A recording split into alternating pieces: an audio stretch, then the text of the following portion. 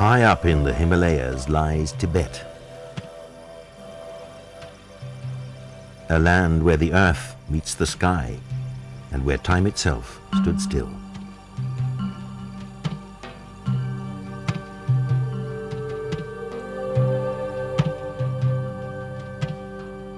A land engulfed in mystery, a land with one God, one benefactor.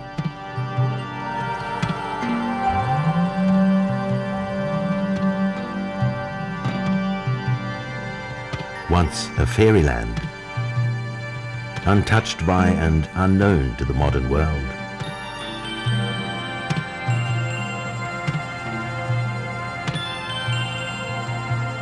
In this isolation, a great culture was born. A great religion evolved.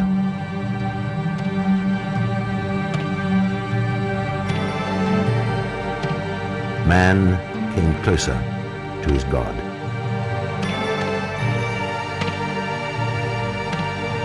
Here, centuries ago, the living Buddha, called a bodhisattva, came to save his people as the Dalai Lama.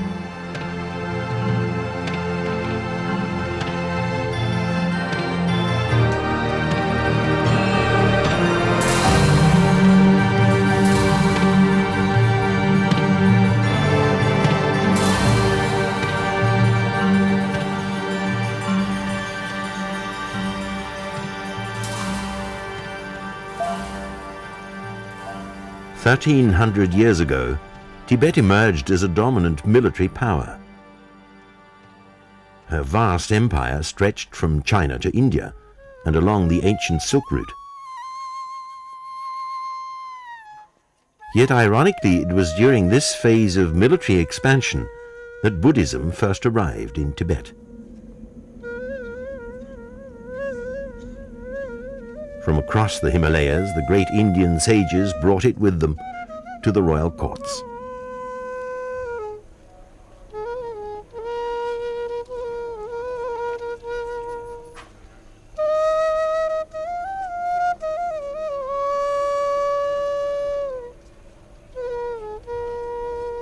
At first, there was great resistance to this non-violent approach to life. The common people were happy with their spirit gods, and a philosophical religion like Buddhism, which promoted no gods, was looked down upon and grossly misunderstood. At first it did not appeal to the common man. Absolutely not. The common man fought Buddhism, actually.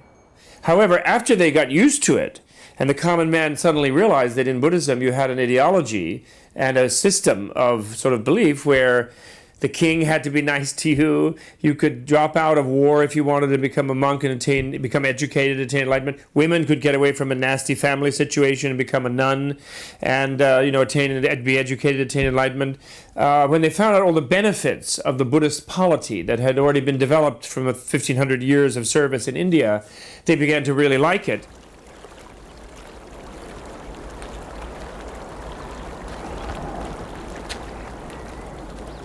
Tibet was under a serf system. A few aristocrats owned the land and the laborers who worked on it.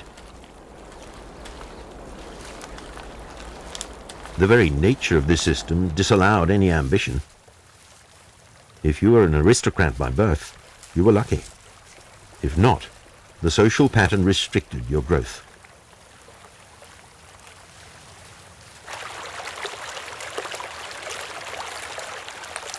But the coming of Buddhism brought new hope.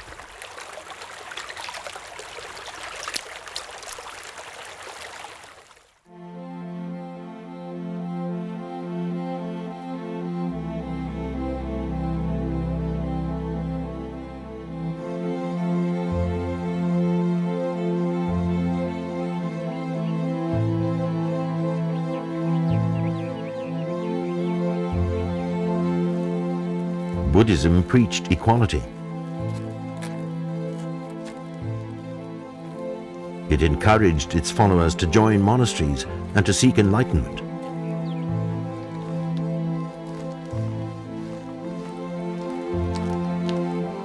Tibetans started flocking to the monasteries in large numbers, for here hierarchy was on merit.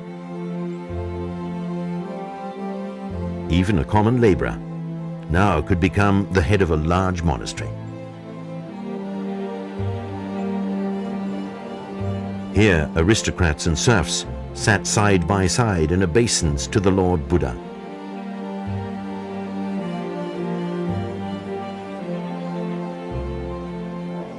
It was a new experience, a bloodless revolution against an old, decadent system. Now, political power lay in the hands of the common people.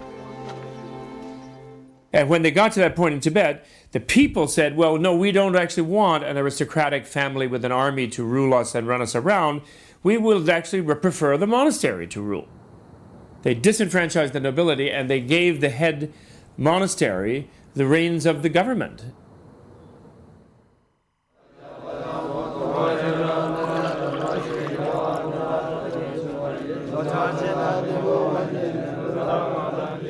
But as Buddhism permeated Tibet, it grew complicated. Every district now had its own interpretation of the religion.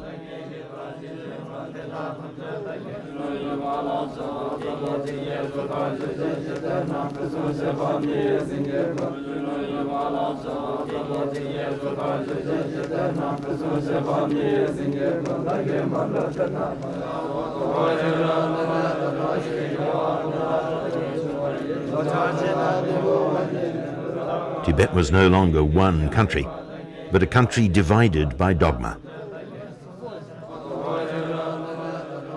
Different Buddhist sects governed different parts of the nation.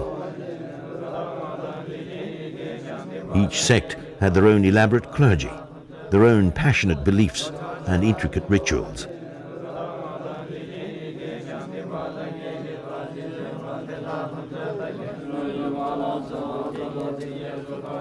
It had taken 500 years, but Buddhism in Tibet was now a force to reckon with.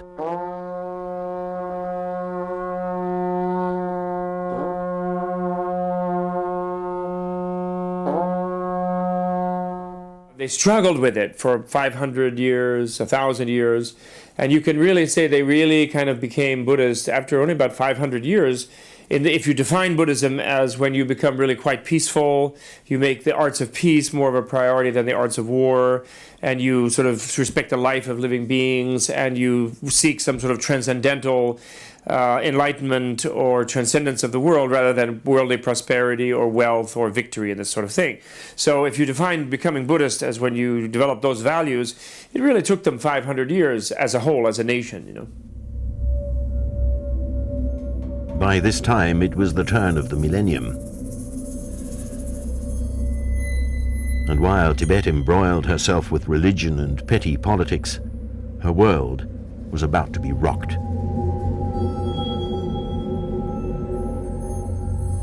Far away, in a distant land, called the land of the barbarians, a new era had emerged.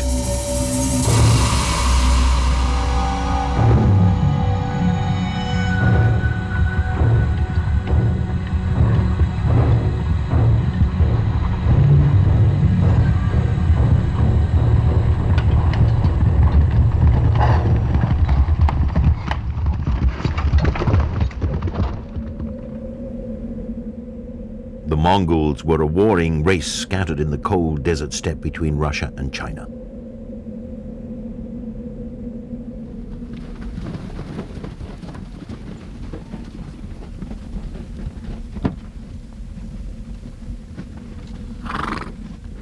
These nomadic tribes were constantly at war with each other. Their sword was their god, and subjugation their religion.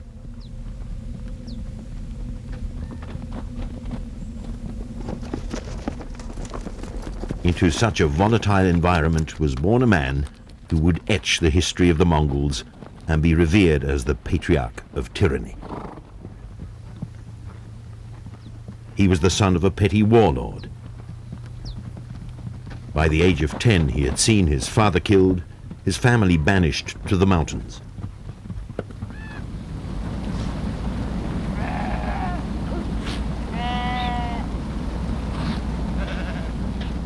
When he got married, his wife was kidnapped by another warring tribe.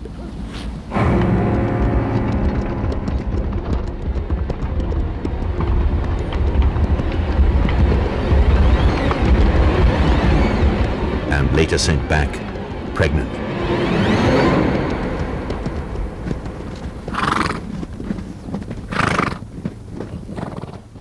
Such were the formative years of this man.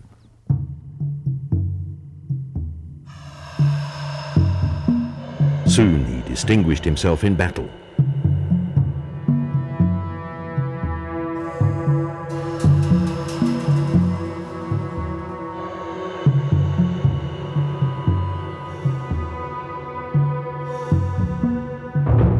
One by one, the tribes of Mongolia fell under his sword, and the world got to know him as the great Genghis Khan.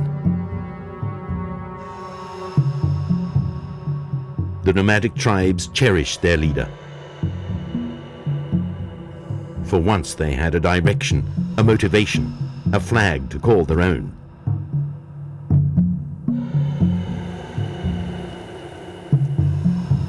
From tribes, they evolved into a nation.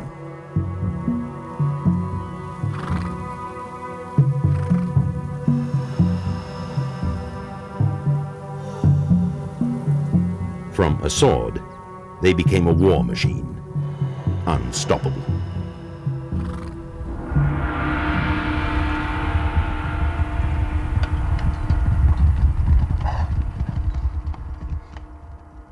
By the 13th century, the Mongols had spread out in every direction, bringing wrath and destruction.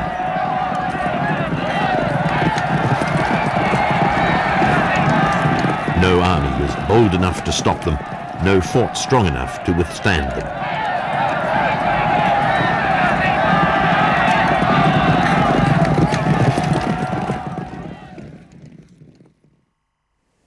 After they left, there was not a single living creature in sight, just death and ruin.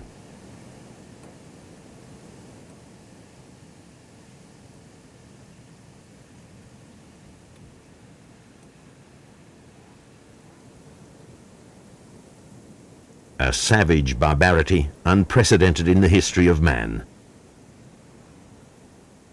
Their bloody trails had just one message: surrender or die.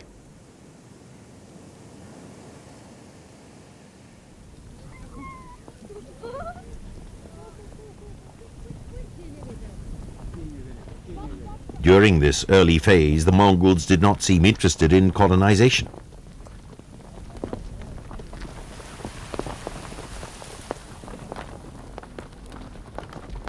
They had no concept of owning land. Their nomadic heritage may have forbidden them to settle down and govern.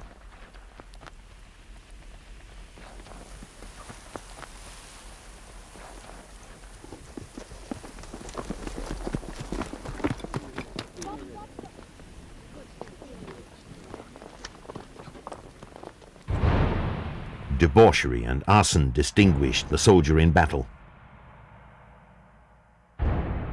They measured victory by the number of soldiers they killed and by the treasures they carried back to Mongolia.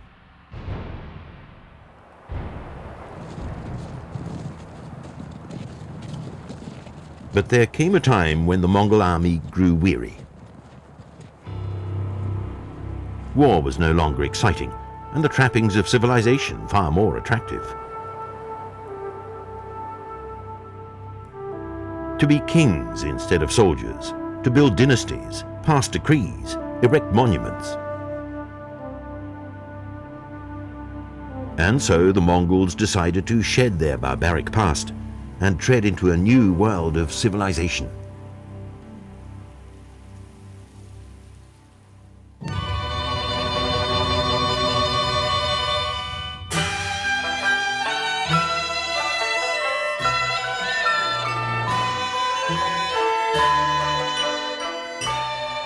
On their very doorstep lay China, with its ancient history and rich cultural heritage.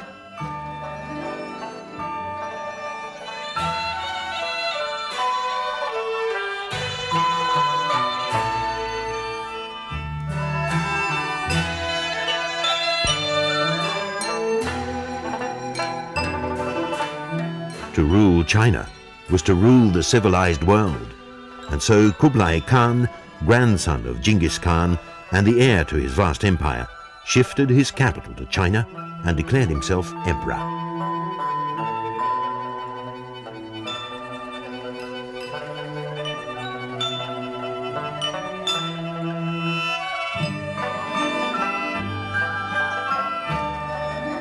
But here it was the Mandarin Chinese who controlled the Chinese courts.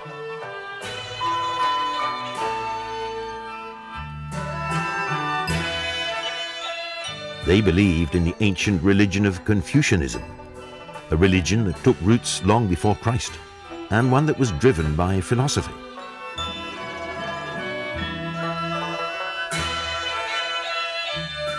The simple Mongol religion was no match for Confucianism, and Kublai Khan realized that in order to gain control over China and her vast multitude of people, he would have to look beyond the sword.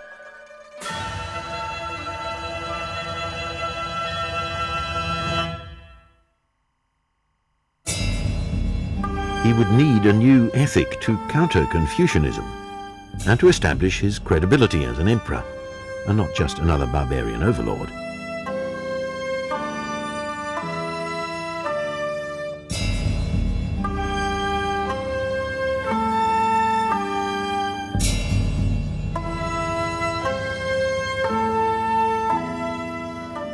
Kublai's influence could have got him any religion. But the Khan realized to induct a new religion was to face the wrath of Confucianist China. What he needed was something that China had already experienced. A philosophy more than a religion. Not far away, high up on a vast mountain plateau, lay Buddhist Tibet. Here, after a long struggle of 500 years, Buddhism had developed into an art form. Tea-drinking ceremonies, thangka paintings, scriptures painted in gold, charm dances. Titles like the Lotus Born and Precious Protector were commonly bestowed on the Buddhist clergy. Kublai Khan had his answer. This was culture, and a perfect match for Confucianism.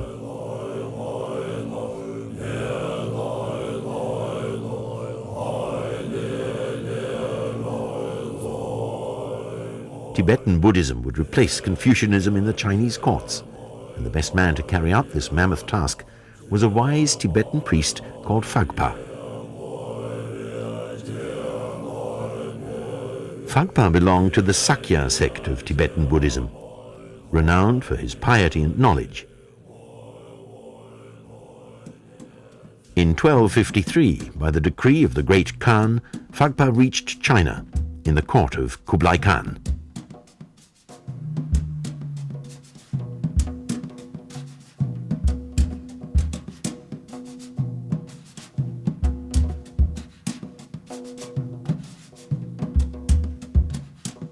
The wise Buddhist priest remained in Kublai's court for 20 long years.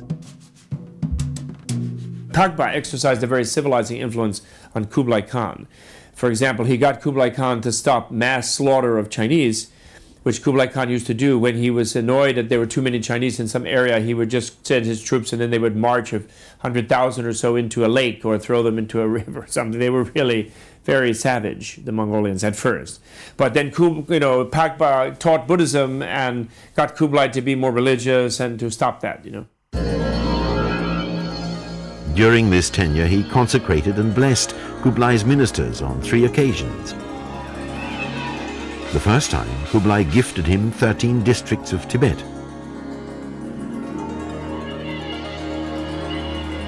The second time, some more districts.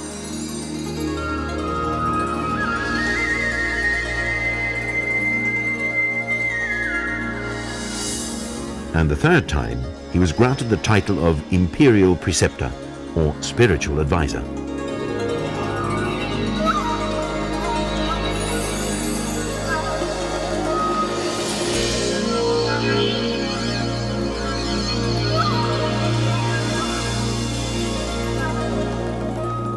It was a brilliant political move.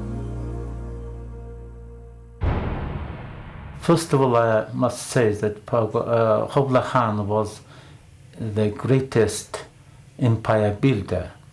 He wanted to rule his universal empire by exploiting Buddhism as a powerful instrument. Thus a simple Buddhist monk became the first ever priest king to govern a united Tibet.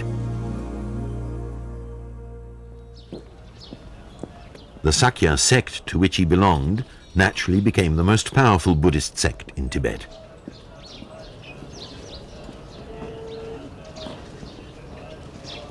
It was a perfect alliance. The Khan got a culture with which he could control China. What the patron got for the patron-priest relationship is happy subjects, theoretically. Spiritually happy subjects, going about their way and not rebelling, not feeling they should rebel, nothing to rebel against if they all believe in this stuff. The priest, in turn, had the backing of Kublai's mighty Mongol army.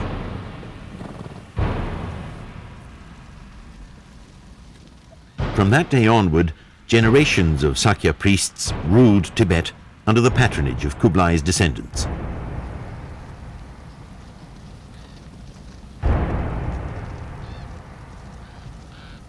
But this era of peace and harmony came to an end.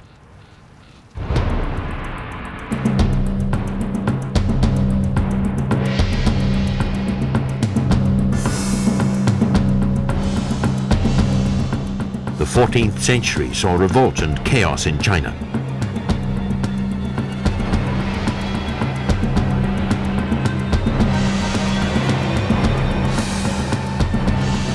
The Mongols were overthrown and forced to flee the country.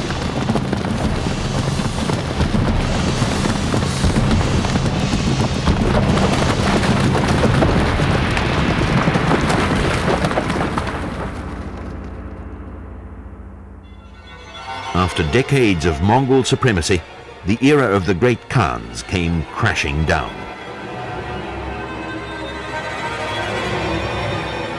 The mighty Mongol Empire that once cast its grim shadow over China, Russia and India faded back into the desert steppe of Mongolia.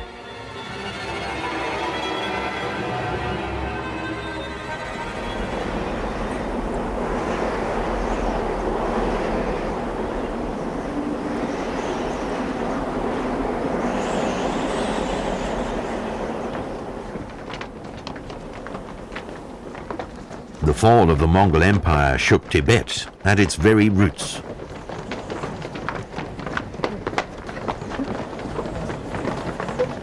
The Sakya sect could no longer hold on to their rule. Political chaos ensued.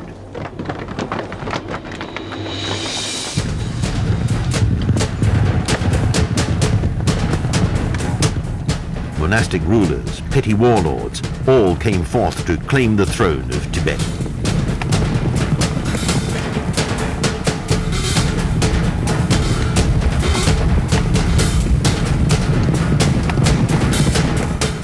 While the country fell apart, far away in the desolate highlands of western Tibet, life carried on as usual.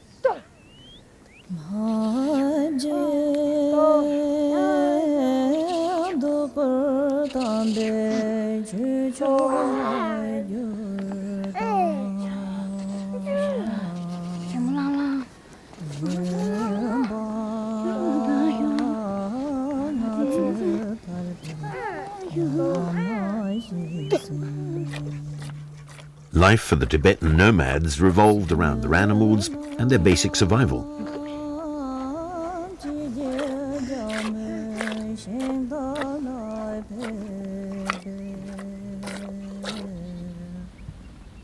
They lived at an altitude of 14,000 feet above sea level, cut off from the outside world.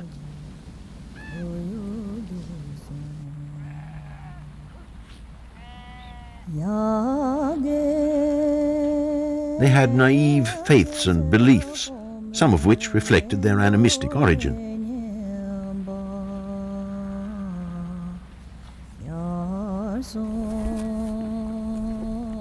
The nomads believed that disaster always preceded the coming of a divine being.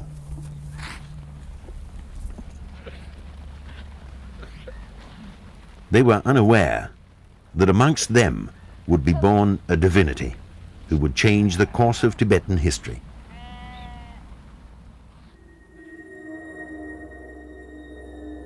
On the night that Gedun Thrupa was born, bandits attacked his family's camp.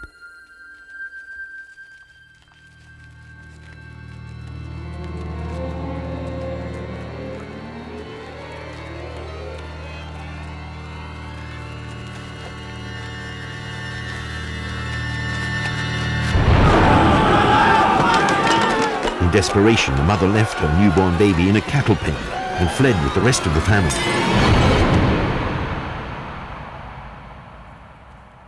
The next morning, they found the baby unharmed.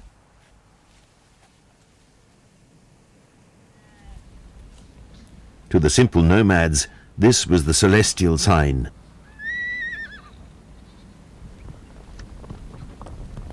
The little baby was named Gedun Thrupa. He grew up to be a monk, and equipped with maroon robes and a shaven head full of radical ideas, left the simple life of the nomads and proceeded to take Lhasa, the capital of Tibet, by storm.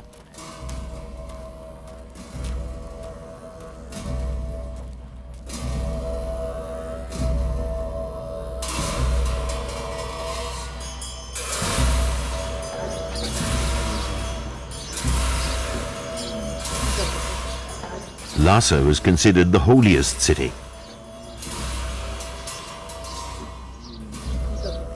It was also the political hotbed. Here, corruption was the order of the day.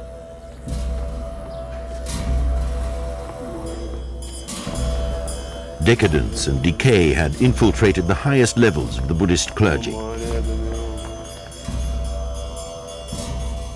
Some monks and priests were practicing the more radical forms of Buddhism.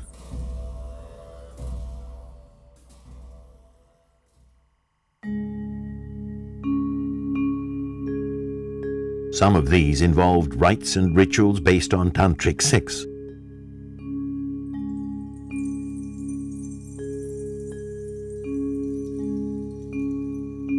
Tantra was believed to be the shortest path to attaining nirvana, the higher plane of consciousness, where you could be one with the universe. And the coming together of male and female was considered to be the highest form of Tantra yoga, and could only be performed by the wisest and most learned.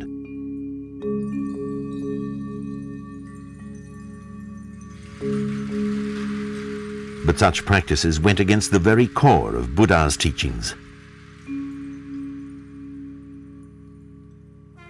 Buddha believed in celibacy. A quiet, scholarly monk by the name of Tsongkhapa found the answer to this complex dilemma. He devised a method of practicing Tantra through meditation and visualization.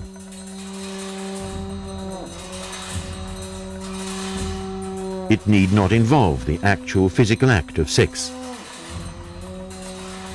Tsongkhapa attracted many followers, and the nomadic monk Gedun Thrupa soon became his disciple.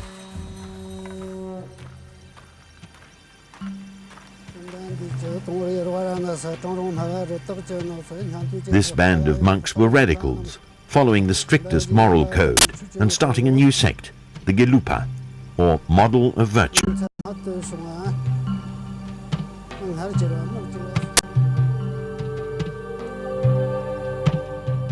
To set themselves apart, the Gelugpa wore yellow hats, while the older Buddhist schools wore the traditional red hats.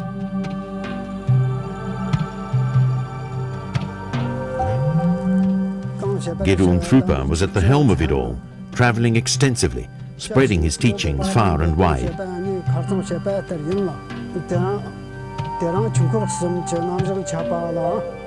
From all over Tibet, people came to listen to him. The child of simple nomads was now revered as a wise priest. As he grew older, he decided to settle down, and he built the Drepung monastery just outside Lhasa.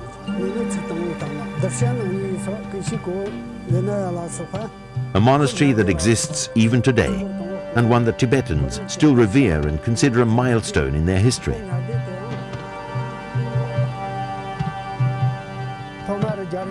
But as the end grew nearer for Gedung Thrupa, he realized that being celibate had its disadvantages, like not having a direct heir to carry on his work.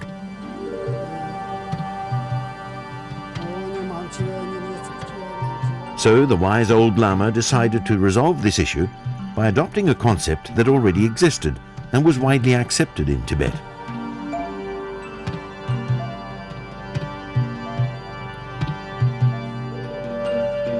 Before dying, he gathered his disciples around him and asked them not to weep, for he would soon be returning to them. He was going to reincarnate.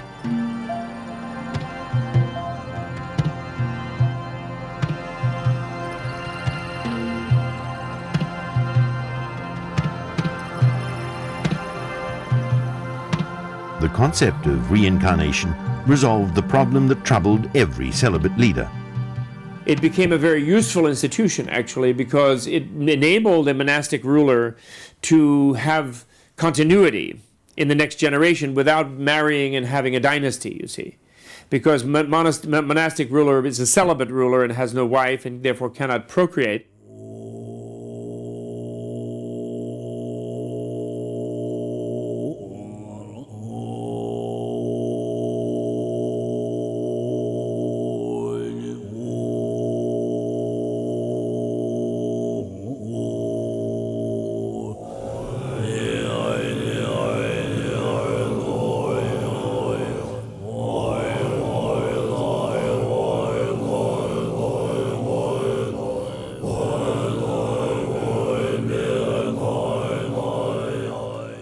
At the age of 84, Gedung Thrupa left his mortal body.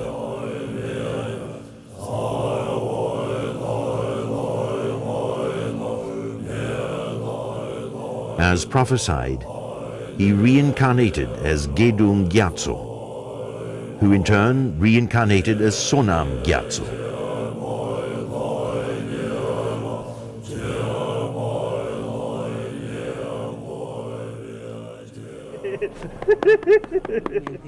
The present Dalai Lama of Tibet is the 14th in this line of reincarnates.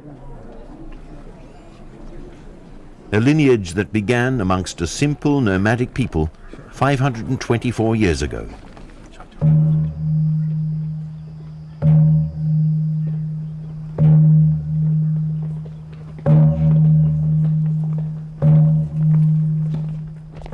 But around the time of the third reincarnate, Tibet was immersed in a bitter struggle for political domination.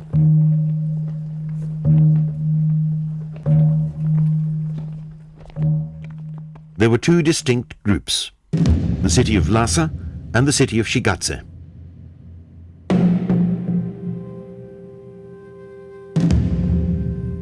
The rulers of Shigatse patronized an older Buddhist sect, the Red Hats or Karmapa. The rulers of Lhasa patronized the newer yellow-hatted Gelugpa sect. Unfortunately, much like in our own time, politics was garbed with religion, and the fight between the two cities was given the sanction of a holy war.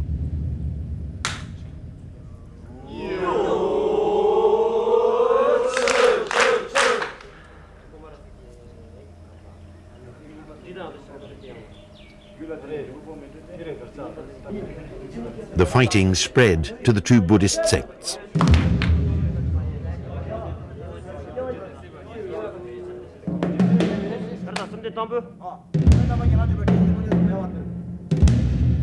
不一样的，就珍惜当中怎么样的。 But as time went by, it was clearly a one-sided battle.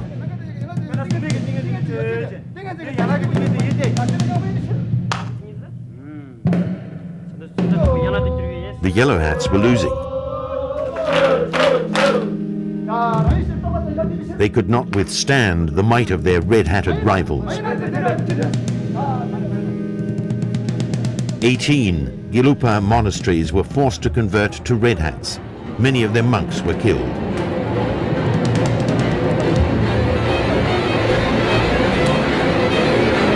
All hope was lost, when suddenly fate intervened.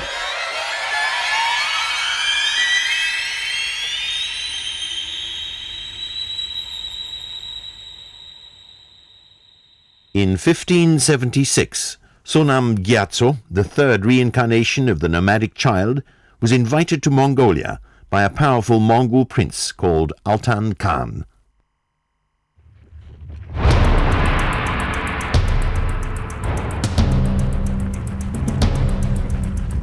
In the 16th century, Mongolia had fallen apart. The glory days of Genghis and Kublai Khan were over.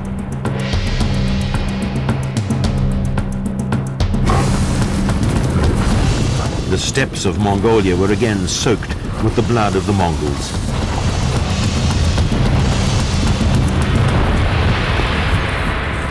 The country was crying for a leader who could bring the tribes together. One thread was needed to unite people.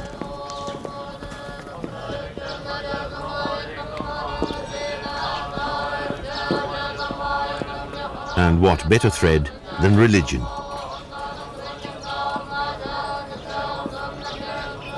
So once again, religion was used to harness politics, and God was used to conquer the sentiments of the common people.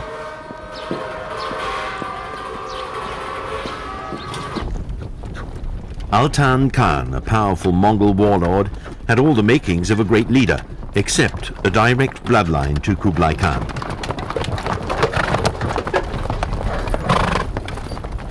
Close to Altan, the descendants of Kublai Khan still lived and constantly challenged his leadership.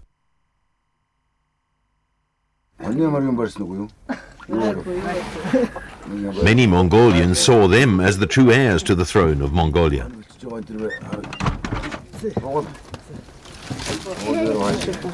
For Altan to control his tribes, he needed their acceptance.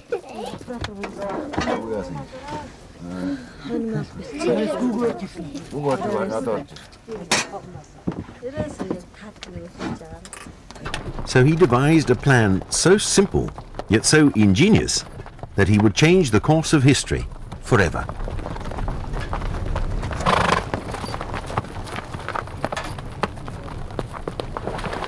In 1576, Altan invited Sonam Gyatso, one of the leading monks of the yellow-hatted Gelupa sect, to Mongolia.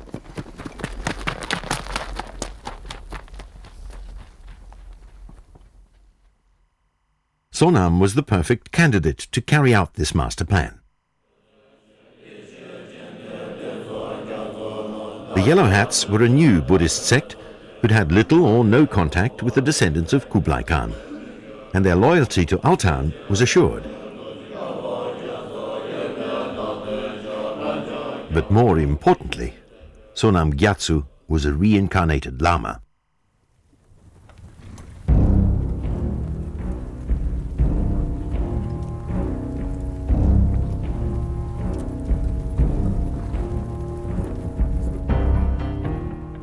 After 3 months, Sonam Gyatso reached the desert plains of Mongolia.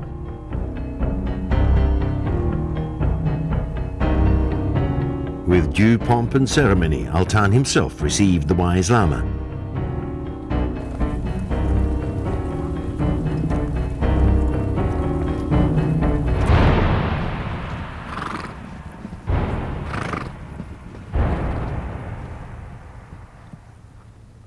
Then, for all his subjects to hear, he declared the Lama as the reincarnate of Phagpa, Kublai Khan's spiritual advisor.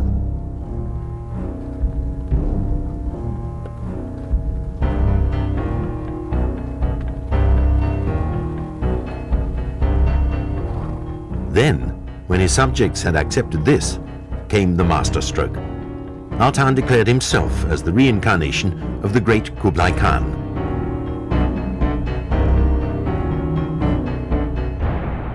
He wanted to legitimize his rule. And by identifying himself as the reincarnation of Kublai Khan and identifying his spiritual advisor as the reincarnation of Kublai Khan's own spiritual advisor, he was on what he felt would be pretty unassailable grounds politically and spiritually. It was truly ingenious. Altan had recreated the grand era of Kublai Khan. The spiritual advisor was back as Sonam Gyatso, and the great Khan himself had returned to his people as Altan Khan.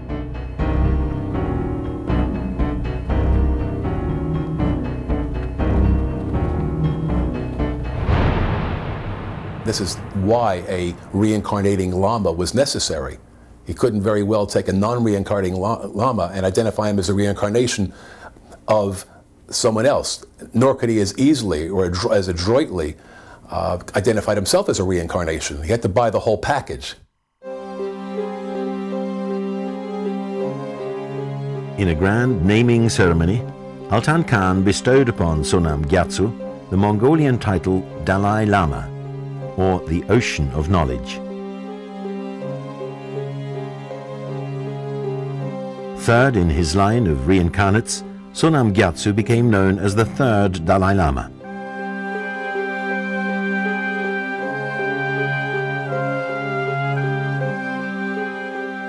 The nomadic monk Gedun Thrupa went down in history as the very first Dalai Lama of Tibet.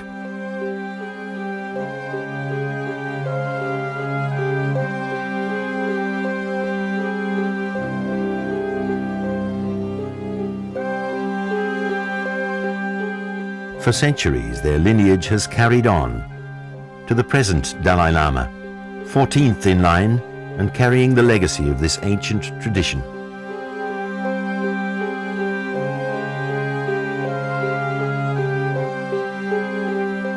In 1596, Sonam Gyatso, the third Dalai Lama of Tibet, passed away. The Yellow Hats mourned his death.